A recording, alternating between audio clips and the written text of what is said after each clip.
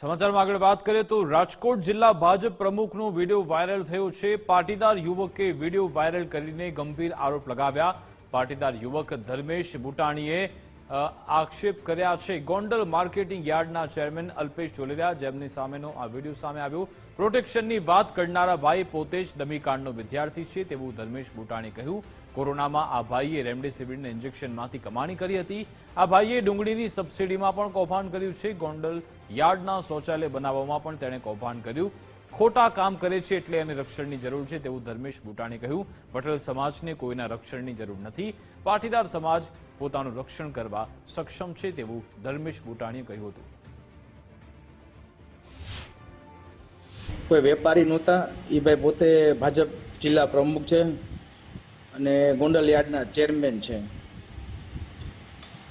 અને એ ભાઈ પોતે એવું કહે છે અમને ગોંડલની અંદર આ લોકો રક્ષણ આપે છે વેપારીઓને ને બધાને। તો મારે એ ભાઈને એવું કહેવું છે અમારે કોઈ રક્ષણની જરૂર નથી। અને એ ભાઈ પોતે પાછા એમ કે હું પટેલ સમાજમાંથી બોલું છું। એટલે ભાઈ તું કયા સમાજમાંથી આવે બધાને ખબર જ છે।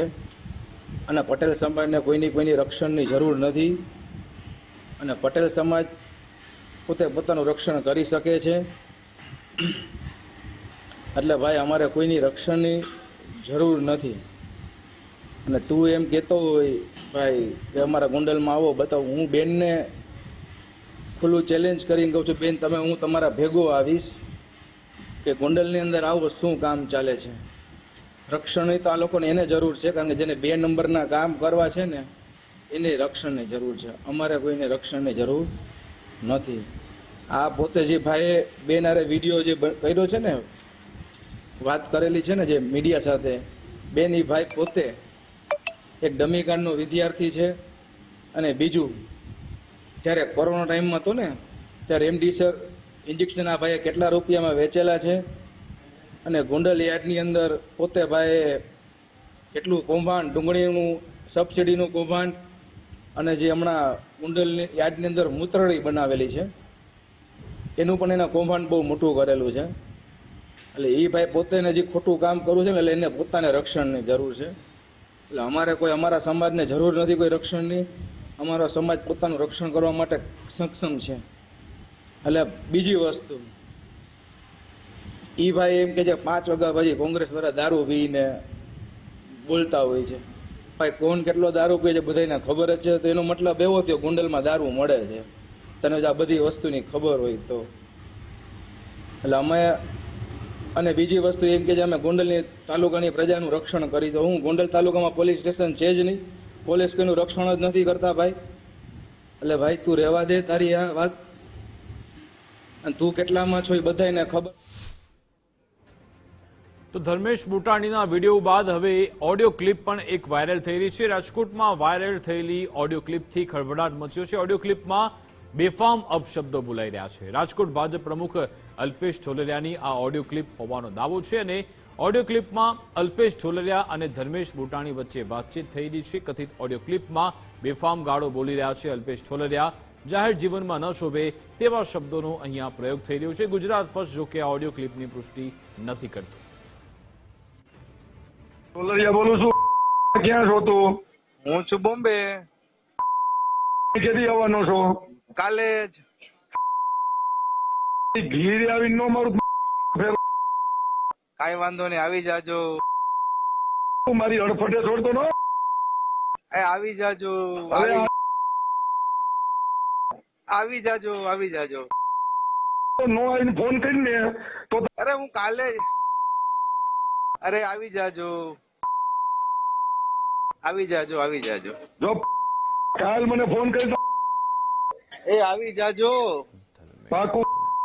હા, તો આજ અંગે જાણકારી આપશે સંવાદદાતા હરીશ વાલિયા અમારી સાથે લાઈવ જોડાઈ ગયા છે। હરીશ, આ ધર્મેશ અને અલ્પેશ વચ્ચે આ વાતચીતની ઓડિયો ક્લિપ વાયરલ આવી, પહેલા ધર્મેશનો એક વિડીયો સામે આવ્યો હતો, શું છે આખો મામલો, કયા બાબતે બંને ચર્ચા કરી રહ્યા છે?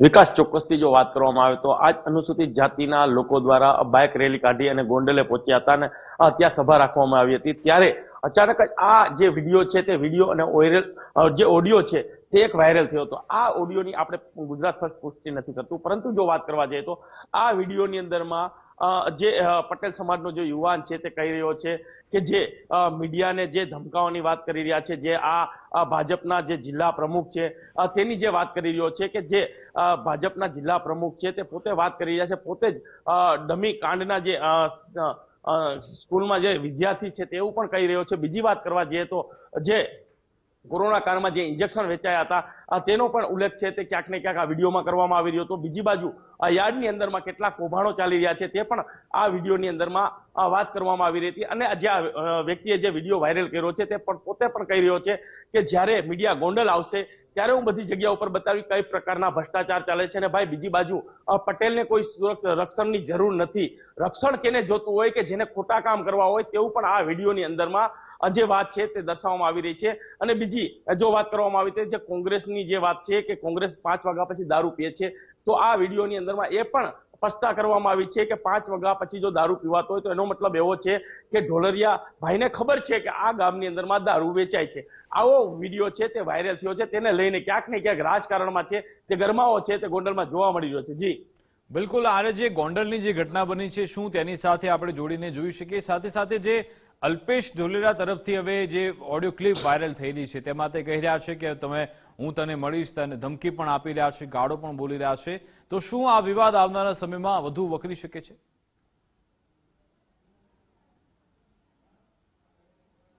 ખરેખર વિકાસ જો વાત કરવા જઈએ તો આ જિલ્લા પ્રમુખ છે, જિલ્લા પ્રમુખને આવા શબ્દો બોલવા જ ન જોઈએ. પહેલી તો વાત એ છે, કોઈ વ્યક્તિને ફોનમાંથી આ પ્રકારની જે ગાળો બોલે છે અને એમ કહે છે કે તું આવ, તને ઘરે આવીને મારીશ, આવા શબ્દો રાજકારણમાં પોતે છે પણ ખરેખર ન શોભવા જોઈએ. પણ વિકાસ બીજી વાત એ છે કે ભાજપની અંદર તો લગભગ લોકો આ જ પ્રકારના શબ્દો છે તેનો ઉપયોગ કરી રહ્યા છે. ખરેખર એને ના કરવા જોઈએ. આ એક પહેલો શબ્દ નથી કે આ પેલો કોઈ રાજકારણી વ્યક્તિ નથી કે જે આ બોલી રહ્યા છે. આવા ભાજપમાં ઘણા નેતા છે તે પણ ઘણું બોલી રહ્યા છે, એટલે ક્યાંક ને ક્યાંક શરમજનક કહેવાય. અને આ છે તે આવા શબ્દોનો ઉપયોગ ખરેખર ના કરવો જોઈએ. વિકાસ બિલકુલ, આભાર હરેશ તમામ જાણકારી આપવા બદલ, અમારી સાથે જોડાવા બદલ.